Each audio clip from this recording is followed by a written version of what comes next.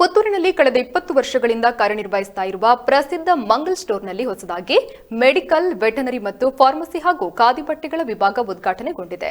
ನವೀಕೃತ ಮತ್ತು ವಿಸ್ತೃತ ವಿಭಾಗದ ಉದ್ಘಾಟನೆಯನ್ನ ನಗರಸಭೆಯ ಅಧ್ಯಕ್ಷ ಜೀವನ್ಧರ್ ಜೈನ್ ಅವರು ನೆರವೇರಿಸಿದ್ದಾರೆ. ಕಾರ್ಯಕ್ರಮದಲ್ಲಿ ಸಂಸ್ಥೆಯ ಮಾಲಕರಾದ ಎಸ್ಕೆ ಆನಂದ್, ಬಿಟಿ ನಾರಾಯಣ್ ಭಟ್ ಸೇರಿದಂತೆ ಅನೇಕರು ಭಾಗಿಯಾಗಿದ್ದರು.